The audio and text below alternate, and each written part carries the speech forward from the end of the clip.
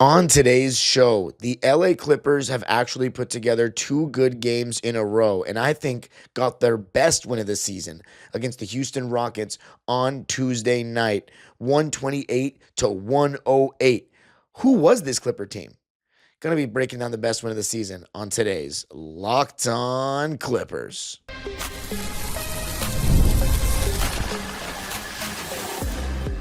You are Locked On Clippers, your daily Los Angeles Clippers podcast, part of the Locked On Podcast Network, your team every day.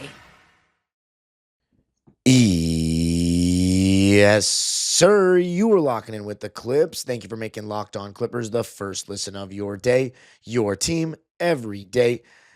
I'm your host, Darian Vaziri, born and raised in LA, been a Clipper fan for 21 years, been covering the team on my own YouTube channel, Dime Dropper, for 6 and 4 right here on the Locked On Podcast Network. Your team every day and now the #1 sports podcast network. Make sure you subscribe on YouTube and hit the notification bell to get us up to 8,000 subscribers before the end of 2025. And of course, you can listen wherever you get your podcasts. And this podcast is brought to you by Game Time. It's the best place to get great deals last minute on tickets. Just you download the Game Time app, create an account, and use code LOCKEDONNBA for $20 off your first purchase. Clipper Nation. We've won 2 games in a row. We got our best win of the season, and I'm going to be talking about who the hell was that Clipper team. And then Kawhi Leonard's amazing performance. And then without Ivica Zubac, we needed guys to step up, and I'm going to be going in depth about who did step up. But first off, we beat the Rockets 128 to 108, and that game was largely over in the fourth quarter. Where did that come from? 2 straight wins, and the crazy part is, it didn't even feel like this is not something that we're capable of. We can do this. This was a lot more of the team that we thought we were getting kind of a situation. 2 straight wins by double digits against playoff teams after losing 5 games in a row and being 4-19 in our last, 3-19 in our last 22 games before that. But the Rockets had most of their, big guns in this game. Dorian Finney-Smith and Fred VanVleet have been out the whole year, but we were missing Derrick Jones Jr. and Ivica Zubac. And for me, the biggest thing that was the most impressive thing for me as a Clipper fan tonight, and I think a lot of Clipper fans are feeling the same way at halftime, the way we played in the second half. Second halves have been an Achilles heel for us this season because we run out of gas, we start missing shots, and then our big weakness defensively, which is our transition defense, gets exposed more. You'll also just see us losing 50-50 balls and not able to rebound in crucial moments because teams are younger and more athletic than us and just have better endurance than us. But in this game, we were down 35-29 after the first quarter. They came out firing Şengün, KD, Jabari Smith Jr., but we won every quarter after that. And going into the half up 63-58 after outscoring them 34-23 in the second, I was wondering, are we going to be able for the second straight game to withstand the push that they're inevitably going to make and get another big win against a good team? And not only did we not have to withstand the push, we're the ones that punched first and knocked them out before they could even get back up. And that was something that was very, very not like this Clippers team that we've seen so far this season. And I think it really begins with our commitment defensively from James Harden to Kobe Sanders. Every single player that was on the court on Tuesday night for 4 quarters gave the best that they could defensively out of themselves. Not everybody in that rotation is a good defender, but they gave everything. So if you're a Rockets fan listening to this show and wondering how the hell did we lose to a Clipper team that's so bad, or why are the Clippers so bad, that effort that you saw on Tuesday night, our first win on national television on NBC/Peacock, by the way, on that specific network this season, that has not been typical of this Clippers team at all. We looked rejuvenated. And it makes you think, and by the way, yeah, it's not completely like it's not a performance that we can't replicate. These guys individually can replicate these performances on the Clippers.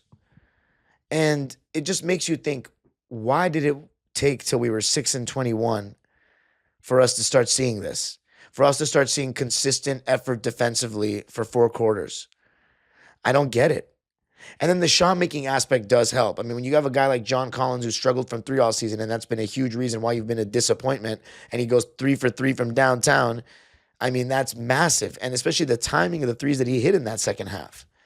It lets us set our defense. And you've started to see, Clipper Nation, that the last couple of weeks, maybe 2 weeks, our defense is starting to look better.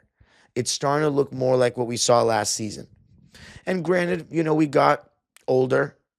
You're going to see some regression from last season, but going from 3rd to 26th, that's not normal, right? When we bring back largely the same roster. And even with Derrick Jones Jr., it wasn't good. But, I mean, this game, let's start with Kris Dunn. His defense on the ball was phenomenal. He started off by guarding KD. Kawhi was guarding Jabari Smith. Brook Lopez was guarding Şengün, James Harden on Josh Okogie, and John Collins on Amen Thompson. And in the beginning, Kris Dunn was just kind of like getting shot over like he was a chair, unfortunately, by KD. But we threw Kawhi at him, and even James Harden took a lot of on-ball, possessions guarding Kevin Durant, and not even on a switch. He took a good amount of them like after a dead ball, meaning that was the matchup. And I think it's because KD right now is not, kind of similarly to Kawhi Leonard, is not fully getting by guys. For Kawhi, he's relying on a lot of his strength to create separation in his handle. Both of them have a great handle, but Kawhi's using his strength plus his handle, and KD's using his height plus his handle. They're not fully getting by guys anymore and getting 2 feet in the paint consistently. So having James Harden be able to, not allow him to post up is not the worst option in the world. And plus, he's guarded Kevin Durant so much. He was a teammate with Kevin Durant for 3 years from 2009 to 2012. And from 2020 to midway through the 2021-22 season. So he knows KD's moves to some degree, and I think he did a very good job when he was guarding Kevin Durant. And Kawhi Leonard was getting physical. And I just think every single person, John Collins, on that backside help. We've been waiting for John Collins to shoot the gap and use that athleticism on defense, blocking shots and getting deflections, and he just hasn't really been that this season. But in this game, he was sharp on his backside rotations when we were blitzing, or even when we were in drop coverage. He had Brook Lopez's back, and he got his hands on the ball a lot of times. And it's the second straight game we've seen this effort from JC. Where has this been? And plus, the 3 ball, that really can help his confidence, and that changes everything. But I'll talk about that later. But I thought the whole starting lineup, even Brook Lopez, he was a huge question mark in this game in terms of, is he going to be able to guard anyone? And while he didn't look amazing against Şengün one-on-one, he still had some moments of making himself big at the rim, changing some shots, and not being awful defensively. As long as he's serviceable.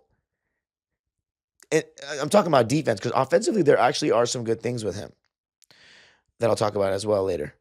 But defensively, he was serviceable. He held his own. And even Kobe Sanders, really solid game defensively. One of my favorite plays of the game, Amen Thompson's in the open floor. He's an absolute train. He's in the open floor. Kobe Sanders strips him in transition. And they were starting to make a little bit of a push. It was just a huge steal. And then he makes a 3 shortly after. I mean, we just kept making big plays effort-wise and hustle plays and, gritty plays. And that's just it's something we have not seen this season. So my biggest takeaway is, who are these guys? This isn't crazy though. This is what we expected before the season. And if we can replicate that, then we definitely can get some wins. Now, getting back in the plan, as I said, there's a lot of season left, but I'm not going to make any bold predictions. But one game at a time, I think that's the best thing that we can do. One game at a time. And if you're wondering, dude, weren't you team blow it up? Again, we'll talk about that later. I want to give the guys their flowers for a 128-108 win. In my opinion, the best win of the season, given who Houston is, how solid they've been this year, and coming off a Laker win. It shows. Are you satisfied with that? Or is this really something that we can, is that Laker win something that we can build off of? Clearly the answer is yes, because this is a very good win, not relinquishing the lead, punching back. Kevin Durant didn't even touch the floor in the fourth quarter. Didn't even touch the floor. So I got to give credit to the guys, man. We didn't get out-rebounded like crazy. We knew we would get out-rebounded. It was 42-34. And my favorite stat of the game, and you're always going to have a good chance of winning when you do this, we only turn the ball over 10 times. I mean, that's huge. And we shot 55% from the field and 54% from three. 54% from three. And what did I say a couple weeks ago? We have had horrible shooting luck this season. Every single team is hitting threes at a higher clip than us. And we're not a great three-point shooting team, but largely because of Collins, I will say. A lot of it's on Collins. He can tip the scales because Kris Dunn has shot well from three this year. We have just shot worse than teams on most nights, and there have been guys on teams that have just had career games, and they're just shooting lights out from three, like Bam Adebayo or Cam Spencer, that have just gone crazy against us. And I kept saying, we're going to see a little bit more regression to the mean with that. And we've started to see it. This hopefully just continues, because 54% from three, yeah, damn right we're not going to lose a game when we're shooting like that. But coming up, let's talk about the main man who really changed this game. I got to tell you a little something about Prize Picks. This episode is brought to you by Prize Picks. The holiday season is one of the best times for sports. Bowl games, big basketball matchups, Christmas Day games, playoff pushes. It's all happening at once. And while we're all making choices every day, one of the most fun places to make the right call is Prize Picks. Prize Picks is the easiest way to get in on daily fantasy. Just pick more or less on at least 2 player projections, lock in your lineup, and you're in the game. It's simple, fast, and available in 45 states, including California, Texas, Florida, and Georgia. The early payout feature is a great bonus. When your lineup starts strong, you may get the option to cash out early. Download the Prize Picks app today and use code LOCKEDONNBA to get $50 in lineups after you play your first $5 lineup. That's code LOCKEDONNBA to get $50 in lineups after you play your first $5 lineup. Prize Picks. It's good to be right.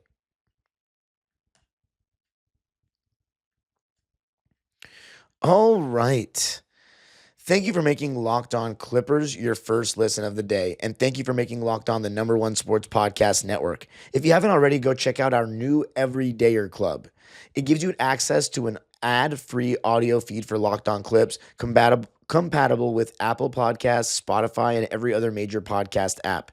And an invite to the members-only Locked On Everydayer Club Discord server, which includes a group chat just for listeners of this show. Where do you go to find that? LockedOnClippers.supercast.com to sign up. That's LockedOnClippers.supercast.com. Or tap the link in the show notes to learn more. All right, Clipper Nation, my favorite win of the season, 128-108 against the Houston Rockets. It felt like a sellout. Let me check the attendance. According to ESPN, it was a registered sellout. So again, attendance-wise, that's 2 straight sellouts. The Memphis game was registered as sellout, but the attendance looked awful on TV. So I don't know about that one. I'm a little bit skeptical about the way they're counting attendance, but according to ESPN, right? According to ESPN, we have sold out 5 consecutive games. So take that for what it's worth. For people that say that we don't have good attendance, it's not true. 6 consecutive games, actually. So this is a big win, 128-108, and it would not have been possible without Kawhi Leonard. Kawhi Leonard, I've talked about this on this show. When he scores 30 points, we have a much better chance to win than when he scores 25 points. And I know that might sound blatantly obvious. Like, yeah, no shit, dude. Like 5 extra points. But it's not just about 5 extra points. It's the mentality and mindset that he's approaching the games with that makes the defense react a certain way. Kawhi Leonard is capable of dropping 27 to 30 points every single game that he's healthy and he's got no minutes restriction. He is. For us, over the years, he's stopped at, after the first year, like 24, 25 points. Right now, when you look at his numbers, right, he's averaging 25 points a game.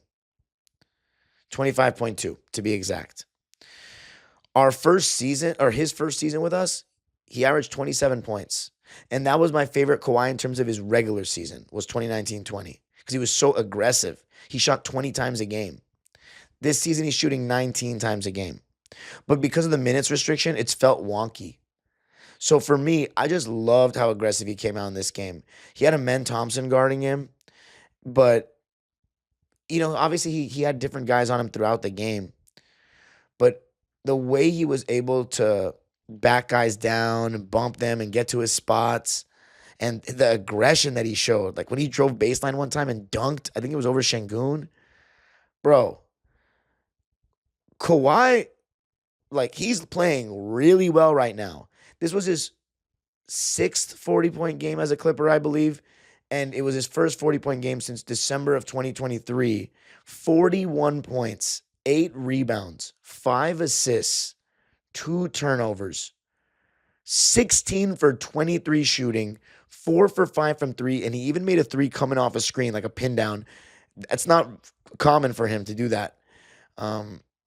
So interesting to see that. If he can get his shot off quick enough, he can definitely get into that. And then 5 assists, 2 turnovers in 37 big minutes. Listen, when Kawhi Leonard is playing with that sort of aggression and our team is giving him the ball with that sort of intent, and I really got to give James Harden credit. I think his game management was really good in this game, and the way he was able to, let Kawhi do his thing for so much of it was a better balance, in my opinion. I don't think if there's an argument about who's the best player on this team, that it's a good thing. I think if Kawhi's the best player on this team, we have a higher ceiling. And 41 points and playing the defense that he was playing, he looked unstoppable. He was knocking down threes. He was knocking down mid-ranges, hand in the face. Then he was getting double-teamed, hard double-teamed, load-ups. And the fact that he's even looking to shoot even when the double's coming, I love that. I love that from him. It's not about I love that from everyone. It's about specific players that have earned that privilege as a scorer to be able to take those kinds of shots. And Kawhi Leonard is one of those guys. And I believe that he and KD are two of the same sometimes is they don't shoot as much as they should. They don't demand the ball as much as they should. And when you're that efficient, like Kawhi Leonard, to me, you got to empty the clip. Now, the thing is, he doesn't get by guys like that. And even in this game, he didn't really get by guys. But he still can get his shot off one-on-one anytime. He doesn't have to get by anyone. He can just get into his bump, step back, midi, post up, turn around. He's so strong and he's so fundamentally sound. When he's cooking like that, it's really a beauty to watch. My criticisms of Kawhi have nothing to do with basketball. I still think that he's getting his trade value up as far as I'm concerned because, I just don't, but look, so we turn it around, we get to the play-in, and then what? We lose in the first round of OKC. We get, big deal. I'm ready to advance to whatever the next vision is. However, in the context of this team and, for those that still, because I'm okay with fans not wanting us to trade them because they'd rather us make a push for the play-in than, rebuild. Every fan is entitled to feel how they feel. So I'm not trying to judge you. But in the context of Kawhi Leonard in this game, playing basketball right now for the Clippers, he was a beast in this game. A beast. And when he scores 30-plus points, I saw that we're 57-16 after this win since he's been a Clipper when he scores 30-plus. The proof is in the pudding. Now, of course, that's an unrealistic ask of Kawhi, given his age and the mileage that he's had on his body, to score 30 a night. But if he plays with the aggression to score 30 a night and shoot 20-plus shots every game, I think a lot of things change for us. Now, the question is, does he have the stamina to keep it going in the second half of games? But Clipper Nation, how this is with Kawhi. He finds a stretch every single season, even post Achilles tear, where he just looks like one of the 10 best players in the league, maybe even top 5. He might just be starting that phase of this season. And if that's the case, we're going to start winning again. It's just, are we too far behind to make up the ground? That's the question. But in terms of like so many things change when your best player is playing like this. So many things change. It changes everything. That's why I'm so harsh on them when we lose. Because I know Kawhi and James Harden can still do more in second halves. In some of those games that we lost, even the game against Houston last time. But Kawhi was the best player on the floor in this game. And it changes so many things when you got Kawhi Leonard looking like the best player on the floor on a court with James Harden, Alperen Şengün, and Kevin Durant on it. Coming up, though, going to be talking about all the other guys that stepped up in the absence of Zoo that made all the difference for this one.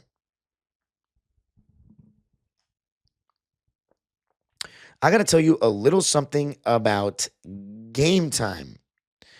Game Time is the best place to get great deals last minute on tickets before the start of an event. And during basketball season, there's nothing like being in the building. The energy, the crowd, that first big run that gets everyone on their feet. Fans want to be there for those moments, not stuck refreshing screens or guessing what tickets are really going to cost. That's where Game Time comes in. The Game Time app gives fans the advantage back, making it incredibly easy to score amazing tickets, fast, simple, and without the guesswork. Prices include fees up front, so the total is clear from the start. Features like zone deals help unlock great seats at even better value. Take the guesswork out of buying tickets with Game Time. Download the Game Time app, create an account, and use code LOCKEDONNBA. That's LOCKEDONNBA for $20 off your first purchase. Download the Game Time app today and get in on the action.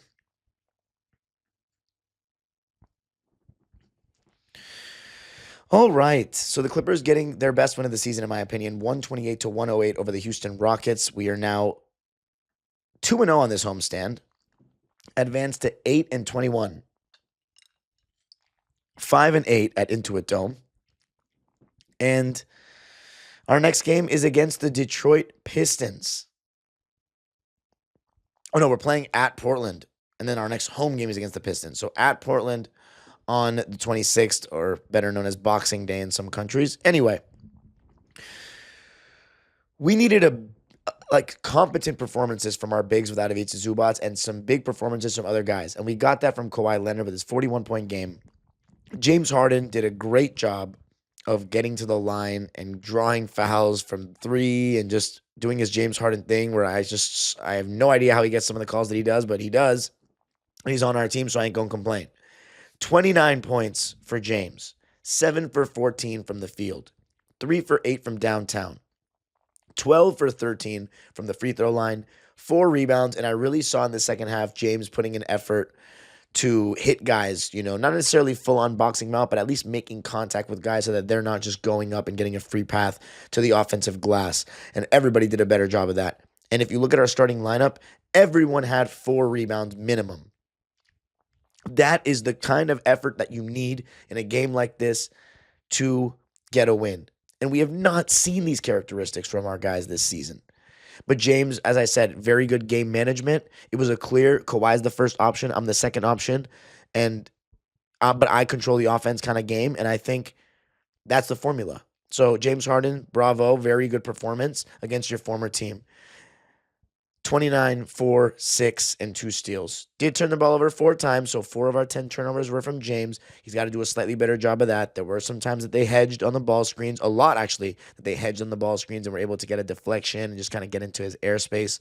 They had Josh Okogie guarding him to start. Amen was guarding Kawhi. Şengün was on Kris Dunn. Again, just like we saw in Houston, to try to, play drop coverage at times, and they weren't afraid of Kris Dunn. But I really thought we did a great job, which brings me to Kris Dunn. I already talked about his defense, but we did a really good job of just trusting the process with that. If they were in drop coverage, we'd give the ball to Kris for 3. If they were hedging, which he was doing a lot when James had the ball in pick and roll, Kris Dunn was getting in the short roll. So was John Collins, and they were making plays.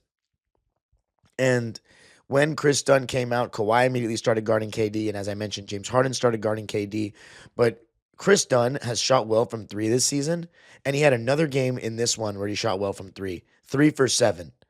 4 for 8 from the field. 11 points, 4 boards, 2 assists, 1 steal, no turnovers, and incredible defense throughout the game. He was awesome.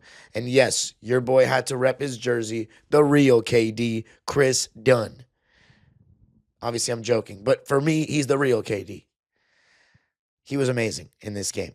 And if he can continue to knock down threes like this, then a lot changes. And honestly, until he starts shooting poorly, I think we should start treating him differently, like in terms of like spamming actions. If teams are going to just give him threes, let's spam actions where they're giving him a three. If they want to play their center and guard this, if they want their center to guard Kris Dunn, so then they can give him open threes, by all means, just all right, we're going to run Kris Dunn, James Harden pick and rolls or pick and pops because he's shooting well right now. And man, if he can shoot well, it changes everything for him. And then John Collins. I mean, everything changes when we get a better version of this guy. 13 points, 5 boards, 5 assists, 2 steals, 2 blocks, 0 turnovers on 5 for 8 shooting, and 100% from 3 for 3. I mean, where do I begin? You get 13 points, which is not a crazy amount, but that's fine. 5 rebounds, I still would like a little bit more, but we still get 5 rebounds. And he's averaging, I believe, 4 this season. So you get above his average. Well, if you round up, it's 5. So you got his average. 5 assists, a lot of those short rolls, a lot of those just making the extra pass. Love to see that. And then the 2 steals and 2 blocks are my favorite part of that stat sheet. Actually, you know what? It's got to be the 3s just because he's been so broke this season. But 2 steals and 2 blocks, I mean, when John Collins is active defensively like that and wreaking havoc, I mean, it really changes the defensive look of this team. And we saw a lot of that in this game, being quick to rotate. And then offensively, just playing hard too. Just playing hard and knocking down the threes. I mean, a guy that's shot 27% from 3 this season, and we got him with the expectation that he'd be shooting 37 to 40%. Last season, he shot 40% from 3 in Utah. He's been a huge reason why we've been broke from 3 and we haven't had a good season. We traded Norman Powell for this guy, and he's given us nothing to the level that we've wanted. But in these last 2 games, he has, and we've won both those games. Dare I say John Collins is the X factor for this team? He really might be. And him making threes changes everything because it also just gives him confidence and it allows us to set our defense more. And we really needed guys to knock down threes. And it was funny because I was in row 1 of the swell in this game. And at one point, after John Collins made one, we were at the free throw line, or they were at the free throw line. And they were on the near side, though, by the swell. And I said, yeah, good job, JC. Keep shooting. And he looked at me and put up a thumbs up. And it was just funny, you can see the confidence kind of seeping back into him, shooting the ball. And I knew that last one was going in. The way he shot it, he looked confident shooting that ball. So maybe, just maybe, we're seeing that regression not regression actually, that progression to the mean there with John Collins. I mean, at least shooting more like what we expected that we were getting from him from 3. And his shot is coming back, hopefully. But yeah, really good performance by John. I thought Nico Batum also gave us some solid minutes. 6 points. No other statistic registered besides fouls and 1 turnover. 2 for 4 from the field. And of course, all his shots were 3s. And then Brook Lopez, he didn't actually shoot well. And this is the best part of his game. He didn't shoot well. He was 1 for 5 from the field and 1 for 4 from 3. But I thought he was okay. He was serviceable. He scored 5 points. He got 6 rebounds, which is more than what he's gotten this season. He had 4 assists, making nice short roll passes or extra passes. And he got 2 blocks. He was a plus 13. One of the most solid performances from Brook Lopez so far this season. Can that be consistent? I do not know. But it was really solid. He was making himself big at the rim. A lot of this has just been, or a lot of what could turn things around is just a guy like Brook Lopez, for example. Just don't be bad. Just be okay. If you can be a neutral force in Zoo's absence, I think we can survive. And what I mean by survive is win slightly more than half of our games with Zoo out. And then when Zoo comes back, maybe Brook Lopez will have gained enough confidence that he can be a good backup again. But I shouldn't say again because he's never been a backup before this year. But yeah, I thought Brook was good, and we're going to need more of that. We're going to need more of him just playing like the best version of himself on defense. And then I think the offense and the shot making will actually be better in a lot of games than 20% from the field and 25% from three. And if he's playing with that level of effort on the defensive end and attention to detail, boxing out, actually trying to hit guys and actually boxing out like he was in this game, plus the shots start going in, you're going to see a positive player again. So that's what I'm saying is like I'm watching this game and I see John Collins playing the way that he is and I see Brook Lopez and I see Kawhi and Harden and I'm thinking to myself, we can be this team. Kris Dunn playing defense. We can be this team. And how about Giannis? He had a couple of moments where he was gambling and picked up some fouls, but 3 points, 2 rebounds on 1-for-1 shooting and 1-for-2 from the free throw line in 15 minutes. I loved his activity. I thought he was running the floor really well, and that was causing guys to pick him up. And oftentimes when that happened, it would leave a trailer open for 3. And we made 20 out of 37 threes in this game. 54% from 3. I mean, we're not supposed to lose when we shoot like that. It was a barrage. And then Kobe Sanders, what a performance by him. The steal against Amen Thompson, massive in the open floor. And then he was knocking down his 3-ball. And when he's knocking down his 3-ball, he does the other things well enough that he's a rotation player in the NBA. It's just that 3-ball's not been very consistent. 13 points in 13 minutes for Kobe. Timely threes as well. Shot 4 for 5 from the field, made all his threes, 3 for 3, just like John Collins. So between Sanders and John Collins, we were 6 for 6 from deep and made both his free throws. He also didn't turn the ball over once. He had 1 rebound and 1 assist. I mean, again, the low turnover, knocking down threes, and high effort level defensively for 4 quarters, that's a formula for success. It's just a matter of can we replicate that frequently. So, and then Bogey actually didn't shoot well either. So it's funny because certain guys are going to shoot better in other games. Bogey, 1 for 6 from the field, 1 for 3 from 3. So he and Brook Lopez, they didn't shoot well. Bogey only had 3 points. 2 rebounds, 1 assist, 1 turnover. I still adamantly believe, though, that Bogey helps us because he's just another guy that can handle the ball, and we don't have that in excess right now. But anyway, as far as other things that happened, yeah, so as everybody knows, this was my first time seeing KD live after our whole little Twitter spat, and it was funny because he immediately responded because I was in row 1. I made sure I got there early. I was in row 1 of the swell. And I was yelling in warm-up lines. I was like, Cupcake Kevin. And he was like, what? Can't hear you. And he's like, you're too high, even though I was in the first row. And then when he was sitting on the bench, I was yelling at him again. I was like, LA fitness coach, 'cause that's what he called me on Twitter. And he's like, that was you? And then he noticed it was me, and he said, happy holidays, and nodded his head. It was really funny. But anyway, yeah, it was great that we were able to keep KD out of the game in the fourth quarter. Like it was that significant of a win, and we felt so comfortable that Ime was like, yeah, and it's not even worth putting KD back in this game. Something else. What else was I gonna say? It was a good win. Good win, indeed. They gave out like free Santa hats in the swell. It was a good vibe. I forgot. This was what I was going to say. Yeah, for people that are saying, weren't you just team blow it up? I'm still team blowing up. Blow it up, man. Kawhi Leonard's increasing his trade value in my eyes. But I don't know if any team is going to want him with the aspiration thing. That's the only shady part. But if we're talking about the basketball player Kawhi is, dude, why wouldn't a team take a flyer on this guy? He's still so good. I just don't think that for us and, us having the whole franchise revolving around Kawhi, it's too unreliable, man. We're a first-round exit at best. Like, let's move on.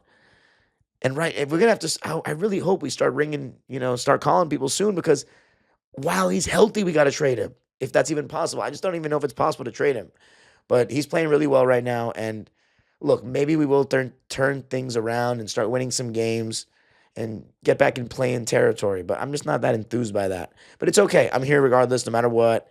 When we win, it's never a bad thing, and I really wanted this win. If we were to get 2 wins this season, the Lakers and the game against KD when he came back, or when he came to LA, those ones I needed really bad, so it was nice to get those. You can follow me on Twitter and Instagram at DimeDropperPod. Subscribe to my own YouTube channel, Dime Dropper, for even more LA Clipper and LA sports content. A vlog of the game will be out with fans' thoughts throughout the night, and of course, sitting in row 1 of the swell. And of course, Locked On Clippers. We're about 117 subscribers away from 8,000 on YouTube. Please go to YouTube and hit the subscribe button. Hit the notification bell so you know every single time we post a video. And of course, you can listen wherever you get your podcasts. And of course, remember, to subscribe and follow. And of course, for those of you on video, we send you to the first ever 24/7 national NBA YouTube channel. On audio, make sure you make your second listen NBA Game Night on Locked On NBA. The age-old proverb continues. Go Clippers.